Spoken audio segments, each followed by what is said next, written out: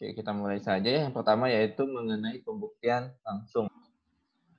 Ya lazimnya kita akan selalu mengubah pernyataan yang ingin dibuktikan itu menjadi bentuk JKP. Sebenarnya tidak terlalu sulit ya untuk mengubah sebuah proposisi menjadi bentuk JKP maka Q itu tidak sulit. Kenapa begitu? Ya, karena Anda selalu bisa memisahkan. Memisahkan yang mana yang kita anggap sebagai hipotesis dan yang mana yang ingin kita buktikan. Ya kan? Yang ingin kita buktikan itu biasanya adalah bagian Q-nya. Sedangkan bagian P itu adalah kumpulan-kumpulan dari pernyataan yang merupakan hipotesisnya. Selanjutnya kita buktikan Q-nya. Nah,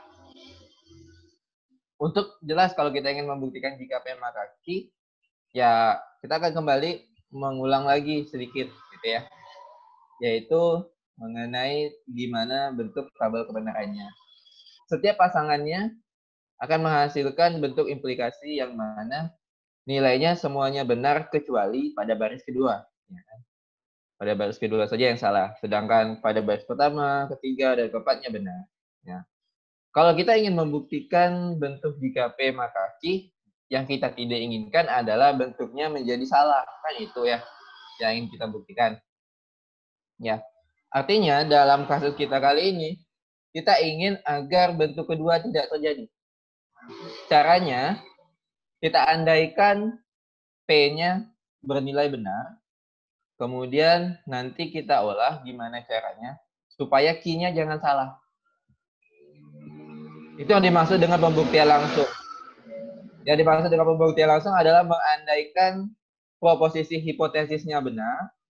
Selanjutnya dengan hipotesis tadi ya menggunakan aturan matematika, logika, intervensi, dan segala macam halnya. Ternyata Q-nya juga menjadi benar. Maka itu kita telah membuktikan bahwa jika P maka Q adalah pernyataan bernilai benar. Kenapa demikian ya? Karena dia tidak bisa salah. Kan dia hanya salah pada baris kedua. Ya, bentuk jika P maka Q kan hanya salah pada baris yang kedua. Artinya kalau ingin dibuktikan bahwa bentuknya benar, maka jangan sampai terjadi baris yang kedua ini. Ini yang akan kita cegah terjadi ketika kita ingin membuktikan apakah sebuah pernyataan itu adalah pernyataan yang valid atau tidak. Gitu. Langkah dasarnya seperti ini ya guys. Jadi langkah pertamanya ketika ingin membuktikan pernyataan jika P maka Q, kita asumsikan bahwa P-nya bernilai benar. Atau kita menganggap bagian yang di kiri yang sebelum makanya itu bernilai benar. Kemudian kita gunakan sampai menjadi konklusi Q-nya, kan bagian kesimpulan Q juga bernilai benar. Sehingga pernyataan tadi menjadi terbukti. Ya kan? Karena yang tidak terbukti adalah ketika P-nya benar, Q-nya salah. Kan hanya kayak gitu tidak terbukti ketika berimplikasi ya. Yang tidak benar hanya itu. Kemudian, ya secara nggak langsung sebenarnya seandainya kita mengasumsikan jika P benar, kan aksioma, definisi, teori matematika yang telah dibuktikan sebelumnya bersama aturan inferensi, kita akan menunjukkan bahwa Q juga pasti benar. Contoh dari pembuktian langsung, ya misalnya seperti ini. Buktikan bahwa jika N adalah bilangan ganjil, maka N kuadrat merupakan bilangan ganjil. Kan gitu. Secara intuitif harusnya Anda sudah tahu ini kan. Ketika Anda punya bilangan ganjil, misalnya 7 bilangan ganjilnya kan, kalau dikuadratin jadinya 49. Kan bilang ganjil juga. Berapapun bilangan ganjil yang Anda pilih, selalu setiap kali dikuadratin akan selalu menjadi bilangan ganjil. Jadi tanpa perlu dibuktikan pun Anda pasti sudah yakin bahwa ini benar. Kalau bilangan ganjil dikuadratin ya memang akan jadi bilangan ganjil, nggak akan jadi bilangan genap kan gitu. Ya, tapi itu kan hanya kita terima secara langsung ya tanpa kita tahu apakah benar atau tidak. Meskipun ya kita yakin itu benar. Itu hanya berdasarkan keyakinan. Nah, dalam matematika kita tidak ingin hal yang seperti itu. Ketika ada kalimat seperti ini ya, maka Anda harus bisa membuktikan. Oh ya, ini saya sudah jadikan bentuk jika maka ya. Nanti lazimnya kalau misalnya di soal-soal tidak ditulis seperti ini biasanya buktikan bahwa semua bilangan ganjil jika dikuadratkan menjadi bilangan ganjil. Itu kan kalimat yang lazim standar ya. Kalau mau dibuat jika maka ya jadinya gitu.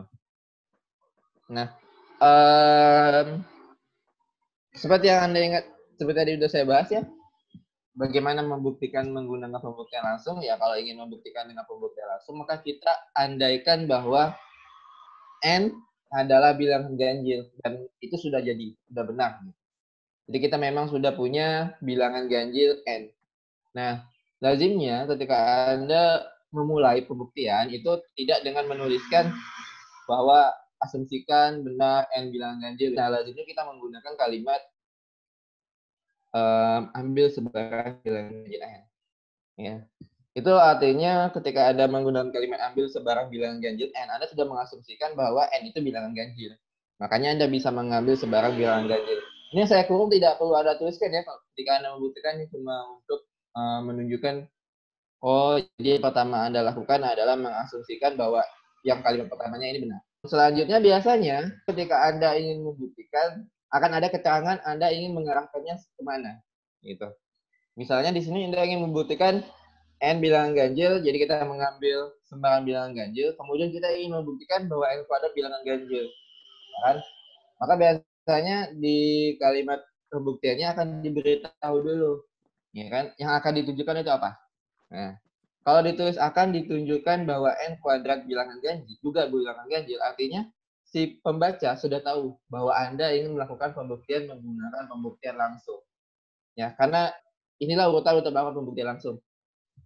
Ya. Ketika ingin melakukan pembuktian langsung, artinya pertama anggap hipotesis benar, kemudian yang kedua dibuktikan bahwa konklusinya benar. Ya kira-kira ini dasarnya ketika Anda ingin melakukan pembuktian langsung. Nah selanjutnya tinggal ya bagaimana caranya kan gitu. Kalau untuk bagaimana caranya ya itu beda-beda, tergantung bentuk soal yang Anda dapatkan, bentuk pernyataan yang ingin Anda buktikan itu beda-beda. Misalnya kita memulai dengan sembarang bilangan ganjil N, artinya ya Anda harus tahu dulu bilangan ganjil itu bilangan yang seperti apa. Bentuk standarnya kalau bilangan ganjil itu dinotasikan dalam bentuk 2K plus 1. Ya. Jadi N dapat dituliskan sebagai 2K plus 1. Ini kenapa? Karena N bilangan ganjil. Ya. N dapat dituliskan sebagai 2K plus 1 itu adalah definisi bilangan ganjil. Kenapa bilangan ganjil bisa ditulis 2K plus 1? Ya bilangan ganjil itu kan berasal dari bilangan genap yang ditambah 1. Ya, sehingga dia tidak bisa dibagi 2. Nah, bilangan genap kan kelipatan 2, kemudian tambahin 1, maka dia akan jadi ganjil. Mau berapapun bilangan bulat yang Anda pilih. Tapi di situ harus ada keterangan ini ya. Untuk suatu bilangan bulat. Kenapa untuk suatu? Karena misalnya Anda punya bilangan 9, 9 itu hanya berasal dari 2 kali 4 tambah 1. Nggak berasal dari bilangan yang lain kan? Jadinya setiap bilangan ganjil itu hanya ada satu bilangan yang mengakibatkannya menjadi ganjil ketika dibentuk 2K plus 1. Nah, dari bilangan ganjil tadi ingin dibuktikan bahwa N kuadratnya bilangan ganjil. Ya udah, kalau gitu kita buat N kuadratnya. Ya kan?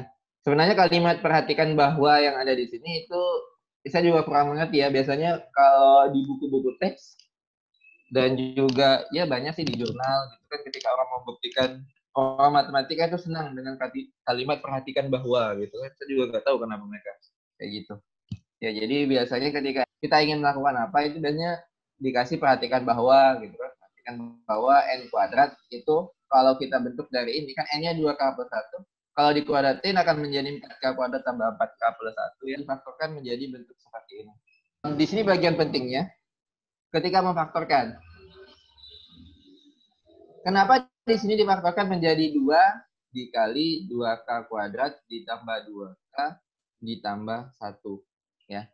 Nah, di sini kita memfaktorkannya menjadi bentuk seperti ini. Alasannya karena kita ingin menunjukkan bahwa N kuadrat bilangan ganjil.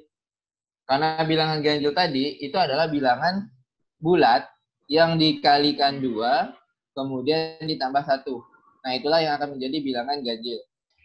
Ketika kita punya bentuk N kuadrat 4K kuadrat tambah 4K tambah 1, kalau ingin dibuktikan bahwa di bilangan ganjil, maka kita perlu memfaktorkannya menjadi bentuk 2 kali sesuatu ditambah 1. Karena itulah definisi dari bilangan ganjil tadi yang sudah saya bahas sebelumnya. Maka kita harus menunjukkan bahwa 2K kuadrat ditambah 2K ini merupakan bilangan bulat. Artinya asalkan 2K kuadrat tambah 2K ini bilangan bulat, maka ini memang bilangan ganjil 2 kali ininya. Gitu kan. Sehingga kita bisa memilih, kita pilih saja bentuk 2K kuadrat tambah 2K itu sebagai M. Yang mana M ini pasti bilangan bulat. Kenapa M bilangan bulat? Karena bilangan bulat kan tertutup ya terhadap operasi perkalian dan penjumlahan. Maksudnya tertutup itu apa? Tertutup di sini artinya ketika Anda punya bilangan bulat, dikalikan dengan bilangan bulat, ya tetap akan jadi bilangan bulat. Kemudian dijumlahkan dengan bilangan bulat, ya tetap akan jadi bilangan bulat juga. Gitu. Jadi bilangan bulatnya tertutup. Maksudnya ketika Anda bilangan 5 dikali bilangan bulat yang lain, misalnya dikali 7, hasilnya kan 35. Itu pasti bilangan bulat. Maka disebut tertutup. Jadi bilangan bulat itu tertutupnya terhadap operasi kali, tambah, dan kurang. Tidak tertutup operasi bagi. Kenapa tidak tertutup operasi bagi? Ya, Anda bisa coba sendiri. Misalnya bilangan bulatnya 2. Kemudian ada bilangan bulat lain 5. 2 dibagi 5 kan jadinya pecahan. Tidak menjadi bilangan bulat lagi. Makanya bilangan bulat tidak tertutup terhadap operasi bagi. Tapi tertutupnya terhadap operasi kali dan juga penjumlahan. Sehingga di sini kita bisa memilih M yang berbentuk 2K kuadrat tambah 2K. Sehingga N kuadrat tadi bisa diubah menjadi 2M ditambah 1. Karena bentuknya sudah menjadi 2M ditambah 1, artinya ya berdasarkan definisi bilangan ganjil, N kuadrat adalah bilangan ganjil. Nah, bilangan ganjil 2M ditambah 1. Selanjutnya, lazimnya ketika Anda melakukan pembuktian, Anda mengasih kesimpulan akhirnya. Ya. Jadi Anda sebenarnya ngapain gitu. Karena pembuktian itu tidak selalu terbukti ya. Bisa saja nanti hasilnya ternyata tidak terbukti. Ya, jadi maka Anda harus mengasih kesimpulan di akhirnya. Apakah Anda ternyata terbukti atau tidak pembuktiannya. Oke. Ya kira-kira seperti itu untuk contoh dari pembuktian langsung.